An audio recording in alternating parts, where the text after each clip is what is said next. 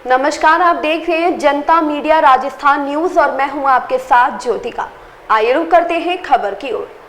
कांग्रेस प्रत्याशी संजय यादव के समर्थन में भंवर जितेंद्र सिंह ने किया गांव का दौरा। ग्राम खोहर के ग्रामीणों ने किया जोरदार स्वागत। लोगों का उत्साह देखकर पूर्व केंद्रीय मंत्री भंवर जितेंद्र सिंह हुए गदगद। राजस्थान में कांग्रेस की सरकार बन रही है, भंवर जितेंद्र सिंह ने कहा। देखिए पूरी रिपोर्ट जनता मीडिया राजस्थान पर।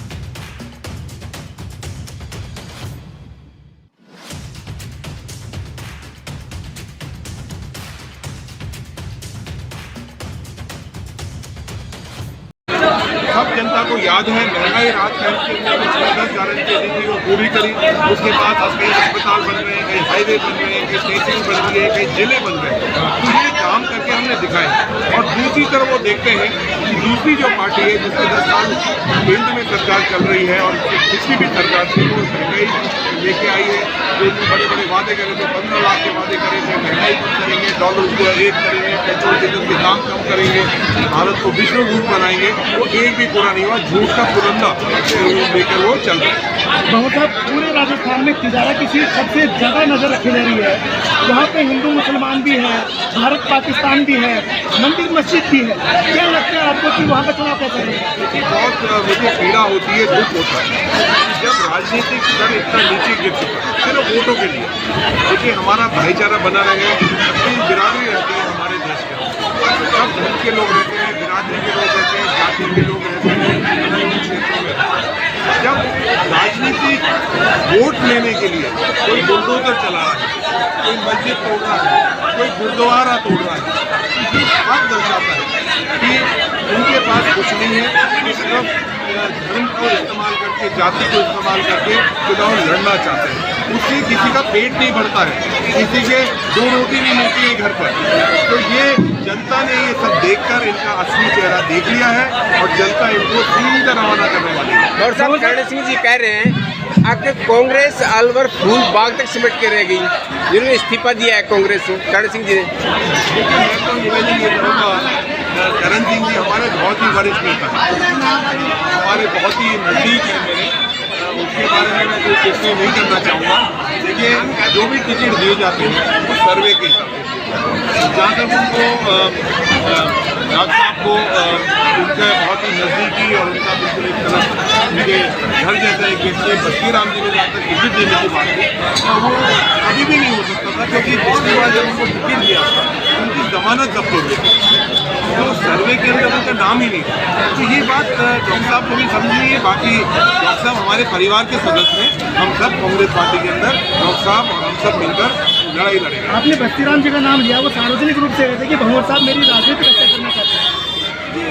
मैं किसी की हत्या करने के लिए तो मैं कभी कोई मेरा परिवार के सभी सदस्य, बस्ती राम जी भी हमारी पार्टी के बहुत ही वरिष्ठ सदस्य हैं, लेकिन अब एक बार उनको मौका मिल चुका तो बार बार किसी और को भी मौका दीजिए। उनकी जमानत ही जब्त हो गई तो कांग्रेस पार्टी कैसे देगी वो उनको टिकट, या अन्य पार्टी भी क्यों देगी उनको मौका मिल चुका है, सेटिस्फाई नहीं है। तो आपको भी दूसरे लोगों को आगे अपन को प्रमोट करने की जरूरत है। बहुत साहब, फूलबाग में एक अलग सरकार चलती है, आपने अलवर के अंदर दिखाया अभी अजय अग्रवाल को टिकट दे करके बिना लिस्ट के। आज आपने 8वीं गारंटी दी है, संजय यादव किस तरह से खड़े उतरेंगे? देखिए कोई अलग सरकार किसी की नहीं चाहती, सरकार जनता जो बनाती है वही चाहती है, किसी की और सरकार नहीं चाहती। तो इस बार मुझे खुशी है कि जो भी टिकट दिए गए उन टिकटों में एक तरह से सर्वे हुआ, जनता की जो भावना थी उसके हिसाब से टिकट मिला। पहली बार राजस्थान के अंदर हुआ, पहले कोई कोटा सिस्टम होता था, कुछ अलग दबाव रखते थे, लेकिन बहुत सारे ऐसे लोग हैं जिनको टिकट मिला है जिनके बारे में मुझे भी जानकारी नहीं थी, उनका भी फ़ोन नंबर भी मेरे पास नहीं था। और जब वो उनको टिकट मिला तो मैंने उनको फ़ोन करके किसी से फ़ोन नंबर लेके और उनको मैंने बधाई दी। जैसे हमारा राजगढ़ का टिकट है, जिस तरह से हमारा कटुमर का टिकट है, पार्टी के कार्यकर्ता थे, लेकिन सर्वे ने जो जनता को उसका ध्यान देना। परमाणु बम नंबर 1 बना तो भैरव का बोला तेरे पास तो कोई है नहीं है, बोले क्या करेगा तू? बोले नहीं अभी प्रधान से रात में बात है। परमाणु नंबर 2 बोला नहीं बोला अजीत महेंद्र और बलवान को गाय जी की टीम है, दिन में संजय के साथ में शाम में। परमाणु नंबर नंबर 23। अब कल से मालूम है क्या कहने लग गया वो? कल से कहने लग गया कि कांग्रेस वाला का तो वोट ही ना, उसको 1500 वोट है। परमाणु नंबर 4 जो आपके सब गाँव में कह के गया कल वो, अब मैं तो 65 से 70,000 वोटों से जीत रहा हूँ, तो भाई को मैं वोट के आनता हूँ। 65-70,000 से तो जीत विधानसभा, लेकिन हम आपसे निवेदन करते हैं कि हमें आप लोगों के आशीर्वाद से, आप लोगों के वोट से, आप लोगों के समर्थन से संजय भाई को जिताना है। उसकी तरह झूठ नहीं बोल रहे।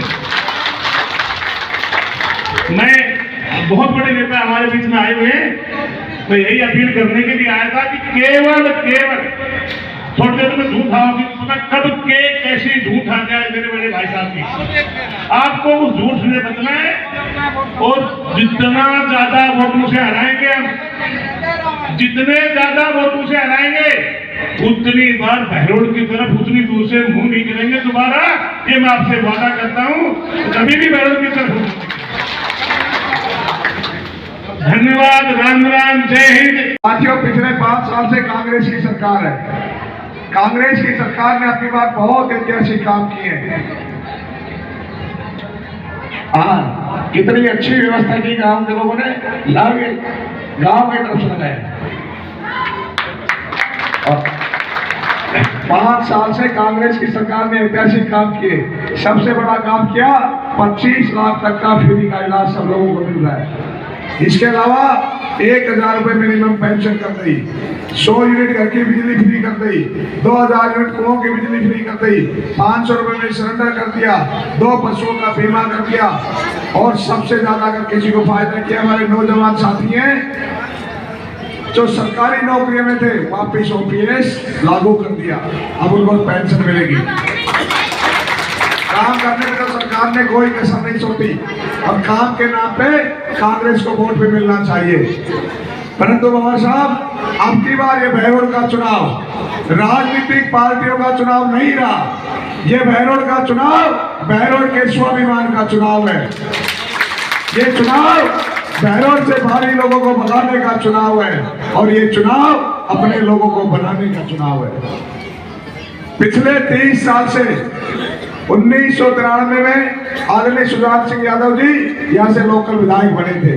23 साल से यहाँ से कोई विधायक नहीं बन पाया है, और 23 साल का वनवास बहुत बड़ा वनवास होता है। और मुझे लगता है अब की बार बहरोड की जनता ने तय कर लिया है, इस वनवास को खत्म कर देंगे। कर दोगे खत्म? भगा दोगे भारी? भगा दोगे? हाँ, भगाए देना आपकी बार। और आपके नहीं भगाए तो ये फिर भगेंगे भी नहीं, क्योंकि इनके पास इतना धन बल बाहुल है, किसी को उठने भी नहीं देंगे लोग। इसके बाद दोनों प्रत्याशियों को आप लोगों ने खूब देखा है। डॉक्टर जसवंत जी 10 साल रहे यहाँ, रोजगार मंत्री थे, एक भी साथी को रोजगार दिया? नहीं दिया।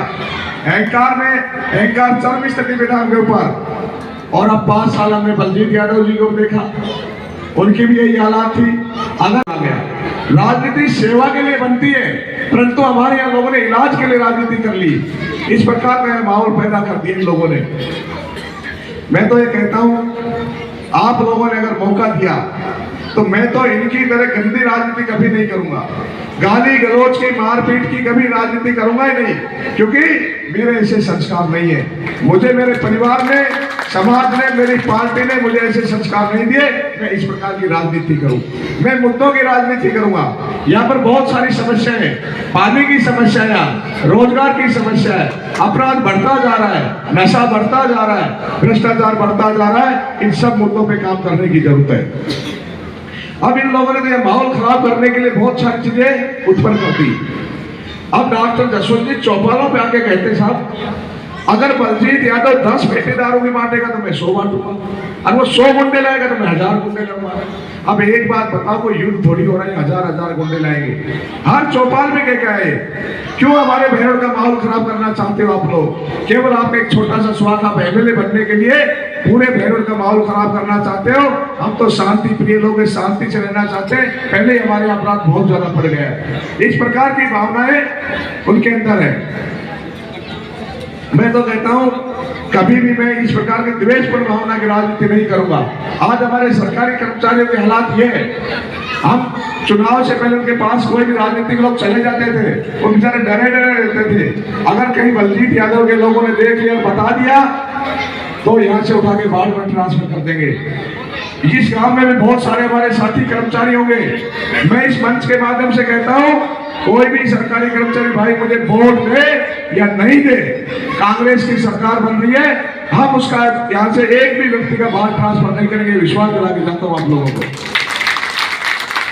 अब ये जो सरकारी कर्मचारी वो हमारे तो भाई बन रहे, कोई दूसरे लोग थोड़ी है। अगर वोट नहीं तो उनसे द्वेषपूर्ण भावना से काम करें। मैं तो आप, क्योंकि आज भंवर साहब को सुनना, आगे बहुत सारे कार्यक्रम है, मैं तो आप लोगों के बीच में पहले भी आता रहा हूँ। मैं तो ये कहता हूँ, अगर आप लोगों ने जिता के भेजा तो आपके मान सम्मान को कभी कम नहीं आने दूंगा।